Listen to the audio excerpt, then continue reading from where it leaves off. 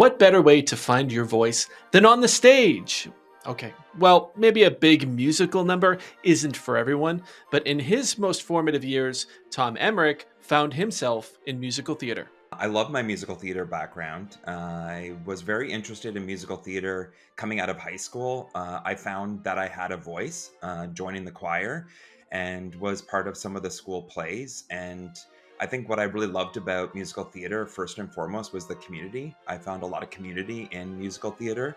And also a community and outside of the community that really enjoyed my talent. And so the combination gave me the confidence to go to Sheridan College, which was or is a college in Canada, which is where I'm from. And I studied musical theater.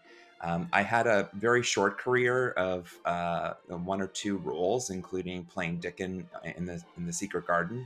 And this was back in like the late '90s, so not trying to date myself, but yeah, I've really enjoyed musical theater also because you got to play characters. I mean, it was very formative. You put yourself in a very vulnerable spot in theater. That's the other thing that I think I really liked. It really pushed me to be visible. That's the first thing, and not be somebody that's just in the corner trying to be quiet and not make a lot of noise and attention. It's the quite opposite. You need to make a lot of noise and need to have a lot of attention on you. It really also helps you be okay with rejection, especially during the audition process. You know, 9 times out of 10, you're going to be told you're not good for the part, or you just nearly made it to get to the part. So there's a lot of lessons that I take from that time in musical theater. His favorite musicals include a soft spot for some 90s nostalgia, and it continues to be a passion that not only fulfills him in his personal life, but also informs his professional work. I'm a big fan. I was super excited to the fact that Wicked, the movie, became such a popular phenomenon. I knew it would. It's still one of those musicals that really takes my breath away. But I have my favorites. There's a lot of new musicals that have come out that, speaking of the '90s, are really reimagined '90s storylines like Back to the Future and Beetlejuice, and which has been kind of interesting. Yeah, I love watching what's happening in the musical theater space, and also going to the theater. I'm always on the lookout for how theater productions are using technology to really engage the audience. And I've seen a number of productions where they've used projection mapping that have been really compelling ways to introduce augmented reality to bring the stage production to a whole new level. Yeah, I've really enjoyed musical theater also because you got to play characters and put yourself into the role of characters. And fast forward, I'm still kind of working in that space from a different angle within augmented reality and virtual reality, which is all about world building, all about enabling you to step inside other characters' shoes in virtual reality in particular. And so there's a lot of parallels between what you do in theater in terms of setting up the stage, setting up the space, the costumes, the characterization, and these immersive technologies, which is what I've kind of dedicated my life to for the past 15 years. That musical theater background brings a perspective to product development that you really can't teach, and in a roundabout way, it allows Tom to get even closer to his product's users. You as the actor, you as the performer, you're just one piece of the overall puzzle when it comes to creating a play or a musical. And I think the appreciation to the parts is something that is really important when it comes to creating immersive experiences. Within immersive experiences, you need to think about the same thing. Like where is this taking place? What is the mood? What is the lighting that needs to be put into place? What are the spatial logic that I need to ensure that this works the way that it's meant to work? Who are the characters? And what role does the user play? That's the other thing. And what expectations should you have of the user? And then what are the variables that you need to consider along the way? A lot of my time working in immersive technologies has been in product management. Product management, like key to success within product management, is to be obsessed with your customer, your user. And this is something that I think humanities has really come into play. In thinking about the character that I am going to be on stage is in very similar ways what I need to do as a product manager as I put together my user persona and my user stories. So there's definitely a lot of parallels between what you do in the humanities and what really bodes well for success within the business side of technology or industry at large. This is the Ready Test Go podcast, brought to you by Applause. I'm David Carty. Today's guest is thespian and AR pioneer Tom Emrich. With over 15 years of experience as a journalist, investor, and product leader, Tom is widely recognized as an expert in the fields of AR, virtual reality, and wearable technology. Tom is also the author of the book, The Next Dimension, a definitive guide to leveraging augmented reality for business growth in the era of spatial computing, which is available now. AR and VR experiences are hardly a new notion or technology, but the demand for these experiences combined with emerging technology is opening up new avenues for innovation-forward brands. But how can they learn from the past mistakes of other brands to deliver immersive experiences that really move the needle? The Wizard and I got into that. Tom, first and foremost, congratulations on the book. Let's start by explaining the term Generation AR, which you use in the book. A Snap survey found that 92% of Gen Z consumers want to use AR. Another survey found that 60% of Gen Z consumers said the use of AR made the marketing experience more personal, and over half said that they would pay more attention to marketing with AR. And you mentioned all of this in the book. Now, this is not a marketing podcast, but that certainly points to a market segment that is intrigued by the opportunities presented by AR experiences. So, how should and how will we see brands adapt their digital strategies to serve that market? Yeah. Generation AR definitely speaks to a generation that craves interactions, engagement, and experiences. And this really speaks to this new era that we're in, the experience age, where both Gen Z and millennials are looking to spend money more on experiences and things that create memories than they are, tangible apparel and items for them to store. And what's great is that immersive technologies, augmented reality or AR, virtual reality or VR, these immersive technologies are experience mediums. They ask consumers and users to be very active in the content experience. And this is a step change from the content that brands have been creating for marketing up until now. For the most part, when you create a marketing campaign, you engage your consumers with text, with images, gifs, video, audio. And for the most part, this is relatively passive experience where your consumer and user is asked to consume that content. There may be some cases where you're engaging them with quizzes or other more interactive experiences. But when we think about augmented reality in particular, it really asks for the consumer to be put into the driver's seat of the experience. They're not meant to just sit on the couch for many cases, but instead asked to get up and walk around and engage with digital content as if it was within the physical space.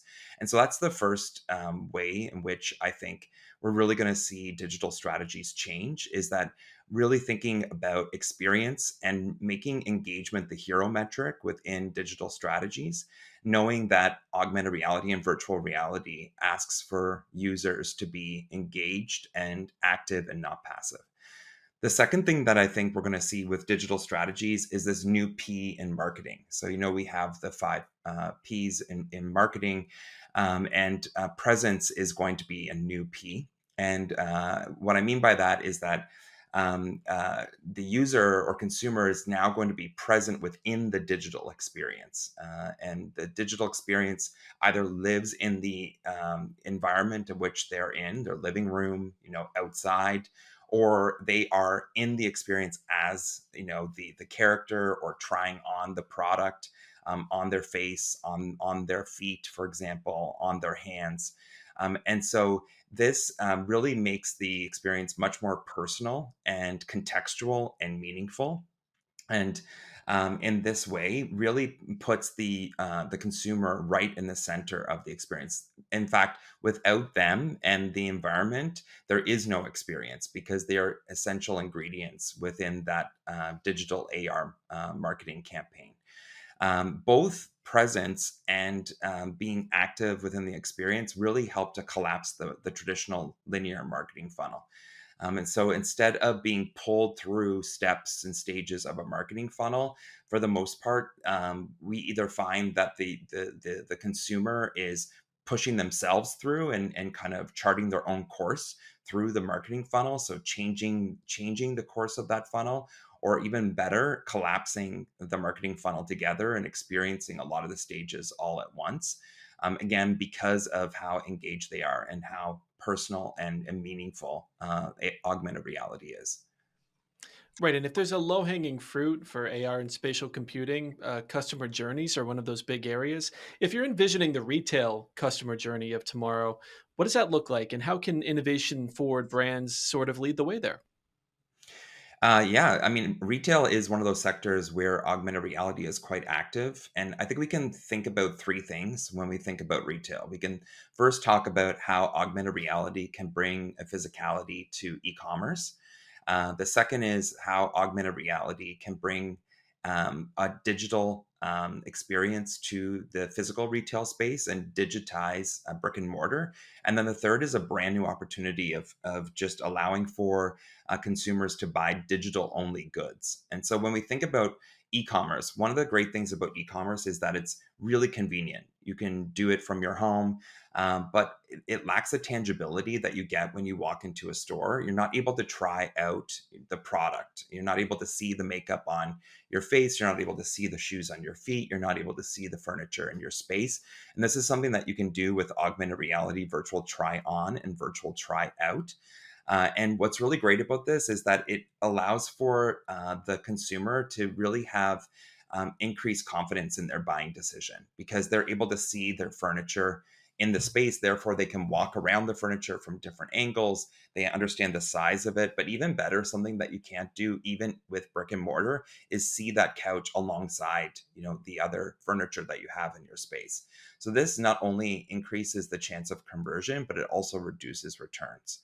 And there's a really great use case that I have in the book from Avon that allowed for 400 of their makeup products to be used for virtual try-on using a technology from Perfect Corp.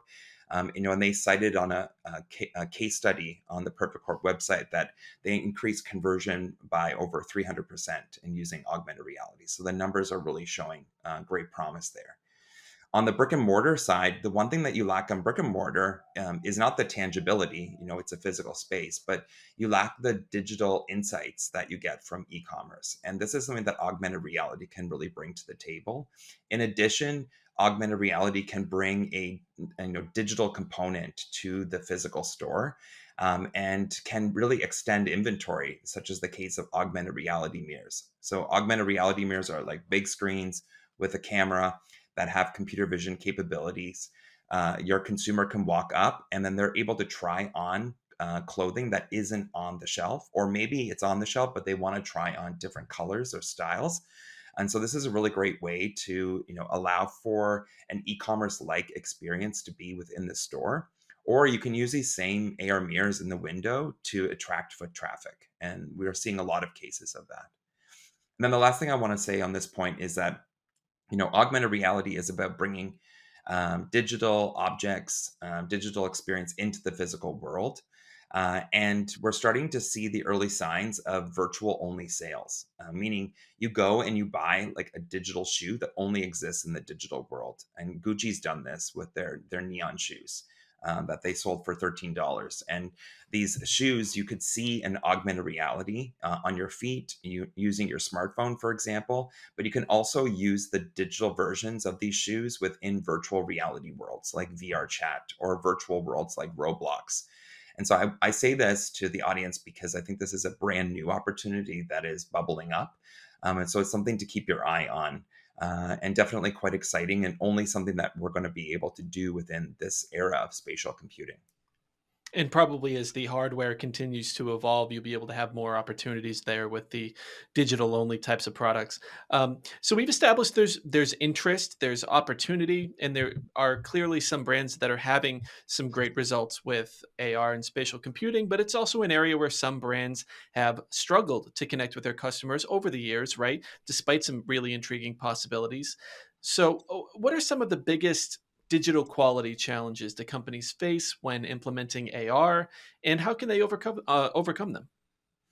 Yeah, that's a really good question. I think one of the big things is device fragmentation. And so, augmented reality can be experienced on a smartphone. And smartphones, there are, 8 billion people in the world, and a large number of them have smartphones in their hands or in their pockets. So they represent a large opportunity for reach and scale for any business. And so definitely this is the area or the device to focus on if you're looking to tap into that reach. But even within the smartphone space, there are a number of operating systems, different generations of phones, as well as different connectivity options, wireless or otherwise. And so there's a lot of things to consider within the device space just with the smartphones. And then if you start to layer in the fact that augmented reality can also be utilized on headsets, for example, like the Meta Quest 3 or the Apple Vision Pro, here typically called mixed reality or MR. That also, causes some complexity when you're thinking about your overall rollout. And I think with devices, the most important thing to think about is who your user is, and really narrow in first who is your user, and then get an understanding of what devices do they have available to them, and where they are, what connectivity they have access to, and really make sure you incorporate that as part of your planning. The second thing to consider is the environment. So this is one of those step change considerations for immersive content. When you create a video and you put a video out there or a podcast out there, you don't really need to think about essentially where the user is. Maybe you need to think about, the fact that they have access to watch the video or it's quiet enough to hear the podcast. But here it's much different. The environment, including the people, the things, the place, they're essential ingredients and variables that change within the augmented reality and the virtual realities content. And so you need to think about things like and account for things like what is the lighting, how much room does the individual have to move around. You need to account for varying skin tones and different hairstyles if it's a face effect, for example. So there's a number of things, again, going back to that same thing with device fragmentation. Who is your user and where are they ideally going to be, or where you're going to optimize for them to be able to experience this.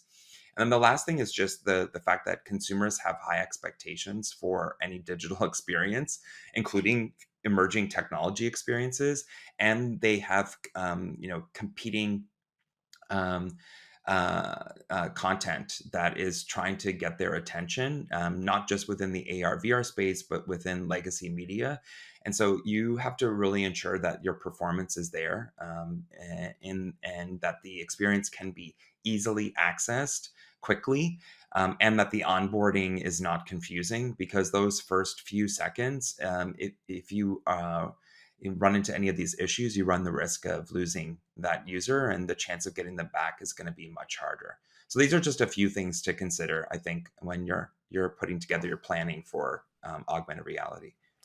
Right, and I want to follow up on that because there's really no overstating the sprawl of devices, of experiences, of network connectivity, right? OSs, all of this, especially at a global scale, right? What works for one launch might not work for another. Is that an area where brands have failed in the past? Are there, horror stories there in terms of, their ability to launch effectively to their customer bases? Uh, I would say that it's something that is an important consideration in your rollout. And in fact, I think it's okay to ensure that you make decisions that allow for the users that you want to access, and make it clear that if users that are for example, not on Wi-Fi or on 3G and not 5G, can either not access it, unfortunately, or that they're getting a downgraded experience, or that there runs the risk that this might be a slower experience, and just setting that expectation.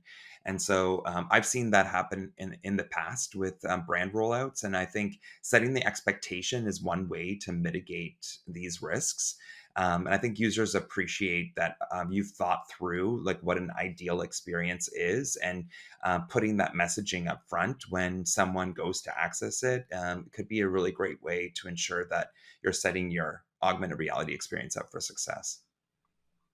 And for you, what are the hallmarks of successful AR or MR experiences, and how can brands do a better job of meeting those benchmarks? Yeah, good question. So the first is performance, making sure that your experience is stable across various devices, and also that they can be accessed easily.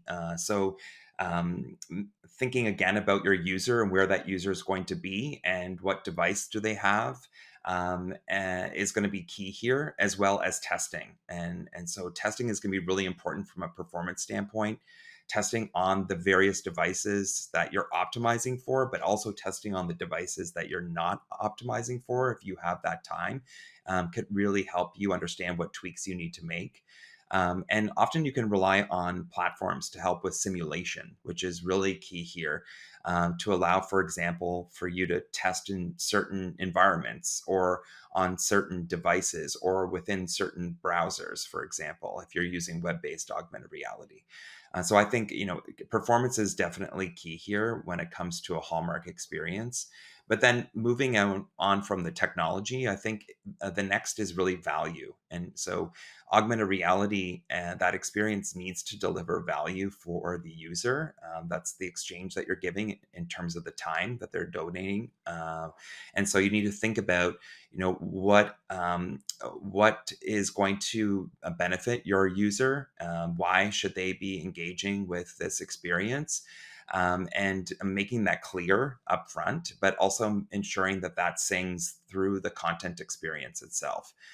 You can help refine that by phased releases, for example, doing alpha or beta releases, followed up by surveys, to help you ensure that you're really nailing that when you go out for a full rollout. And then the last is goals, and this is more for the company itself, but ensuring that your augmented reality experience has goals and that you're able to measure those goals is really key.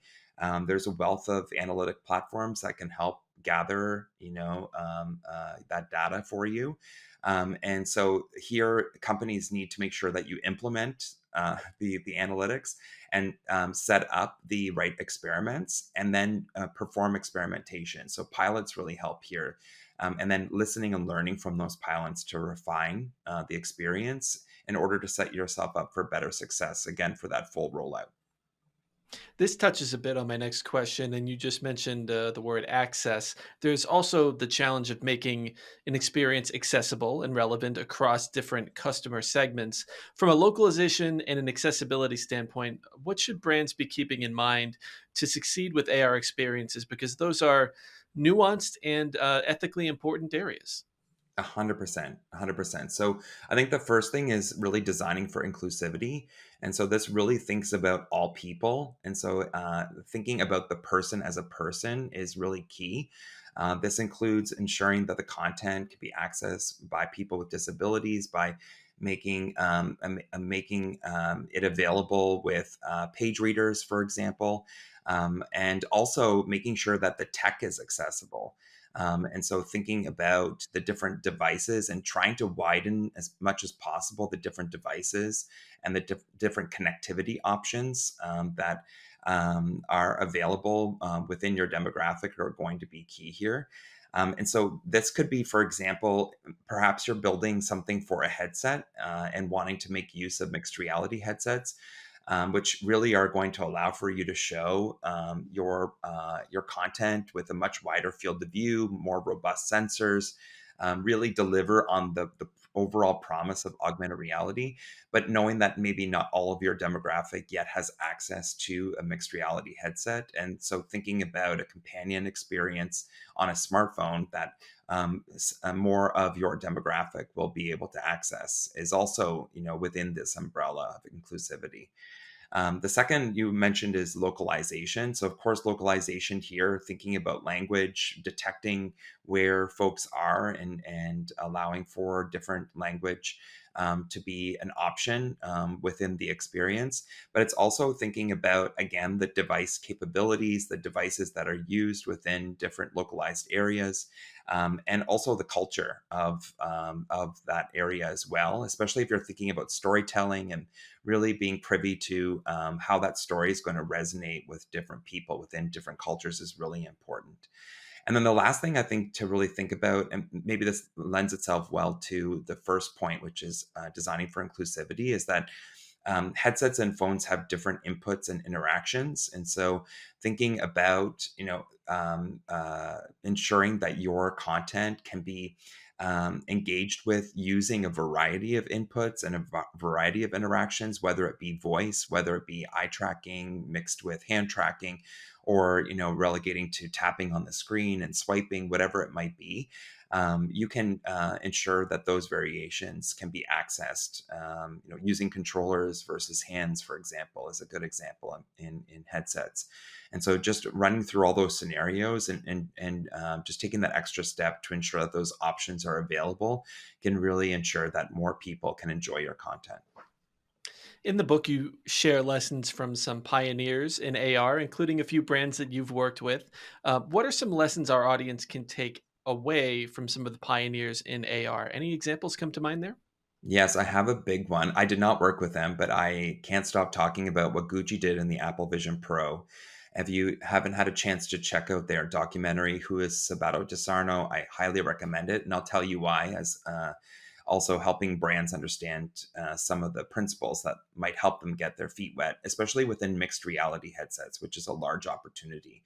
The reason why I love what Gucci did is because they leveraged legacy media and then added a couple of really powerful 3D moments in combination with that legacy media within the spatial computer, Apple Vision Pro, to really justify why it should exist within spatial computing.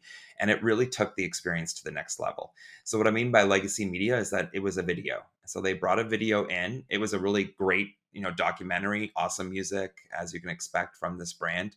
And what they did is they added three different types of 3D experiences. The first was they flew in 3D assets at particular points of the video, timed with the video. So, as an example, when the video showed DeSarno at the airport, then a 3D large plane flew over the video that was floating in my space as I was wearing the Apple Vision Pro.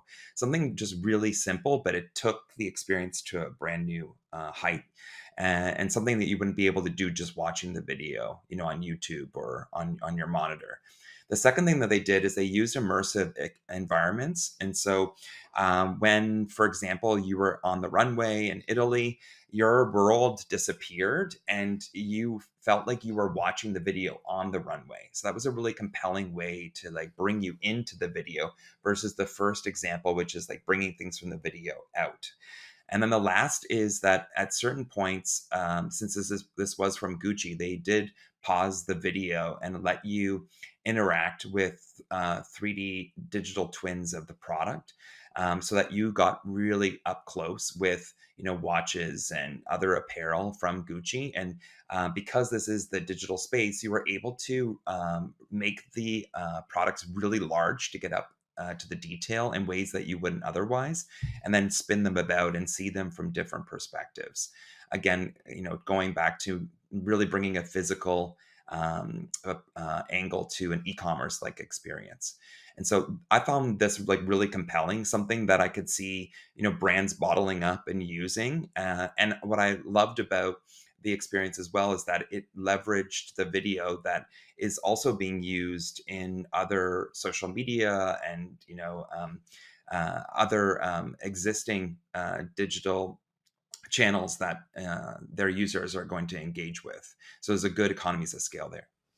Right, that's fascinating. Whimsical in a way too, that you can't really achieve in other forms of media. So that's really 100%. interesting. In the book, you encourage experimentation for spatial computing champions, specifically mentioning beta testing, as you mentioned earlier, as a helpful way to gather some feedback and resolve some issues. How would you recommend soliciting these sort of beta testers in the real world for their feedback, especially on a global sort of scale? Yeah. I think soliciting beta testers is the same for any, digital experience or software solution. Some of the avenues that I would look at utilizing as a company is social media. So using your own social media, or even better, going out and finding the right influencers to help them, raise up the opportunity to get involved early. I think the influencer avenue might be most opportunistic if you're thinking about a mixed reality experience on a headset, because you're going to want to find a community of headset users, and users that already have the device that you're looking to target. There are some beta testing platforms out there, of course, and so thinking about especially smartphone augmented reality, I think those beta testing platforms, they work quite well for you to be able to tap into, existing audiences that are there, specifically to give feedback on digital experiences. And then don't forget to tap into your own network. So, what you've done in terms of building your newsletter or your email database, your clients. I think, it doesn't have to be such a wide net of consumers, especially if your target audience is B2B. Selecting some of your top clients, or getting a wide range of your clients, and then inviting them to an alpha program or a beta program can be quite helpful for you to get the feedback that you need early. And then the last is a lot of the development platforms themselves can be also quite helpful. Again, many of them providing simulation capabilities, so not essentially like beta testing with users, but also others that have tools that can help you at least set up your beta testing in the right way. And so I would definitely look to engage with those features that are becoming available within the immersive space. I've joked before in this podcast that we are a tech podcast, so we are fundamentally obligated to discuss AI. But at least we were able to save it for the last question. You did you did create a custom GPT for this book that enables readers to ask questions about the book, and that's a super cool use case coming from somebody that also builds GPTs on occasion. Let's talk about AI on a grander scale. How do you see AI factoring into AR experiences, and how those two will sort of dovetail in the near and the long term future? Yeah, AI is becoming like a peanut butter to the immersive jelly, as it were. And so, first off, AI is really the underlying technology of augmented reality. Augmented reality uses computer vision in order to help make sense of the space and your face and your feet in order to make the magic happen. So, just want to kind of point that out. They're definitely not at odds, although it sometimes in the media, it makes it seem like we have to choose between one emerging technology to the other. Specifically, I think with generative AI, I think there's a couple of really interesting opportunities that are bubbling up. The first is in helping to create assets. And so we're seeing this, of course, with text and video and GIFs and photos. But there have been great advancements in the use of generative AI to create 3D models, 3D animations, 3D meshes, and also to use the video and the photos that are being generated as textures to apply on these 3D meshes. And so it's still somewhat early days for 3D media creation, but it really is in a good state to get your feet wet with prototyping, in particular, maybe some background trees, for example. And so I think it's just a matter of time as we look to the long term future. I think we can definitely see that the writing's on the wall that generative AI will play a big role in 3D asset creation. And this is really important because, at the end of the day, when we're talking about augmented reality and virtual reality, we're really talking about the shift of content from 2D to 3D. And you'll need to have 3D content, models, animation, spatial logic, spatial audio, in order to create a compelling immersive experience. And so having this generative AI, assist in this way can really make this experience creation more efficient and perhaps more within your budget. The second way is as a co-pilot, and we're seeing this, I think, across the board in software, but allowing for generative AI to be paired with developers to help with, debugging, and to help with the coding experience itself could really, again, help make this development process much more efficient, a lot faster, and allow it to really ramp up your teams. And this is another key thing with spatial computing, is that this move from the wave of computing that we're in today to where we're going is going to require a brand new skill set within your teams, and generative AI can really help with that. The last is this new, WYSIWYG. This new one is what you say is what you get. And so the dream is that that you can allow your end users to become co-creators within immersive experiences. So using Gen AI, eventually your user can, go into a virtual reality space and point to the ground and say tree, and a tree appears, or change the sky, or create different characters they can engage with that are in turn powered by Gen AI, so they're more intelligent NPCs. And so this generative world building is something that we've seen some concepts for and some just early signals on, and it's a really exciting way to, again, really engage your consumer as an active participant, but this time not just experiencing, but co-creating with you, the brand, you, the company, and your experience. I'm sure it'll be here before you know it. And for the record, we also would have accepted the chocolate and peanut butter analogy, like peanut butter cup. That also would have been acceptable. That would have been a better one. I'm hungry. All right, Tom, lightning round for you here. First, what is your definition of digital quality? I think my definition is a digital experience that is frictionless, that keeps users satisfied and engaged, and coming back. What is one digital quality trend that you find promising? I've been really interested in AI driven testing and automation. I think that this is an exciting digital quality trend that allows for you to automate test cases, and even help with speeding up development cycles. And so that is one thing I'd love to put on people's radar. What's your favorite app to use in your downtime? Okay, I want to say masterclass because I want to sound smart, but it's probably TikTok. I spend a lot of time on TikTok. I still learn on TikTok just as much as I would on masterclass. Hey, it works for a reason, right? Yeah. And finally, Tom, what is something that you are hopeful for? I am hopeful for a world in which people are, wearing wearable technology, and that wearable technology helps people change their perception of the world and really adds to who we are as humans, and gives us superpowers. Amen to that. Thank you, Tom. We appreciate you joining us. It's been fun. Thank you so much for having me. I appreciate it. Thanks to Tom Emrich for swinging by. You can find his book, The Next Dimension: How to Use Augmented Reality for Business Growth in the Era of Spatial Computing, in our podcast notes. Thanks to our producers Joe Stella and Sam Susala, editor Ian Lippincott, and graphic designer Carly Searles. You can subscribe to Ready Test Go on most podcast players or on YouTube, and you can let us know what you think about the podcast by emailing at podcasts@applause.com. Thank you for joining us.